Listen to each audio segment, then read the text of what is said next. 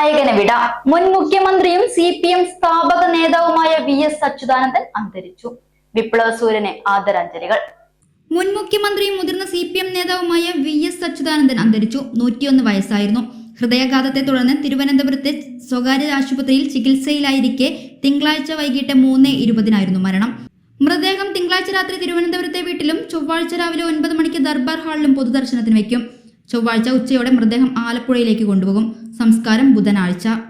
VSന്റെ ജീവിതചരിത്രം എന്നാൽ കേരളത്തിന്റെ സാമൂഹ്യ രാഷ്ട്രീയ ചരിത്രം കൂടിയാണ്. 1923 ഒക്ടോബർ 20 ആലപ്പുഴ വെന്തലത്തറ വീട്ടിൽ ശങ്കരന്റെയും അക്കാമ്മയുടെയും മകനായി VS അച്യുതാനന്ദൻ ജനിച്ചത്. 4-ാം വയസ്സിൽ അമ്മയും 11-ാം വയസ്സിൽ അച്ഛനും മരിച്ചു. അനാഥത്വവും ദാരിദ്ര്യവും വലച്ചെങ്കിലും പഠിക്കണമെന്ന മോഹം VS ഉപേക്ഷിച്ചില്ല. ജാതി വ്യവസ്ഥ കത്തിക്കാളി നിന്ന നാട്ടിൽ സവർണ കുട്ടികൾ ചോവച്ചെറുക്കനെന്ന് വിളിച്ചാക്ഷേപിച്ചപ്പോൾ VS ബൽറ്റൂരിയടിച്ചോടിച്ചു.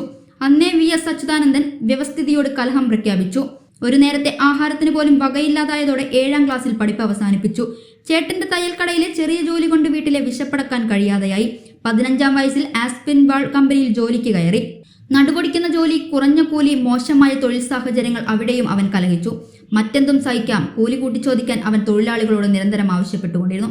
ഒരു വർഷത്തിനിടെ ആ 16-കാരൻ തൊഴിലാളികളുടെ കണ്ണിലുണിയും മുതലാളിമാരുടെ കണ്ണിലെ കരടുമായി. 17-ാം വയസ്സിൽ VSന് പാർട്ടി അംഗത്വം കിട്ടി.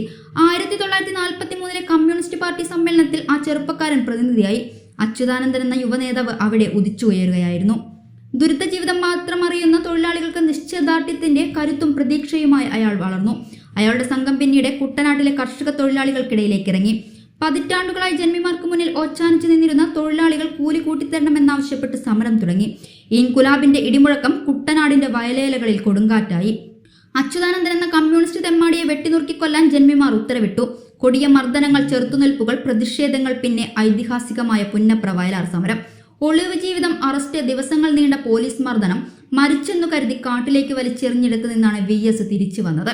1957 ആദ്യ സർക്കാർ വന്നതോടെ അച്യുതാനന്ദൻ സംസ്ഥാന നേതൃനിരയിലെ പ്രമുഖനായി.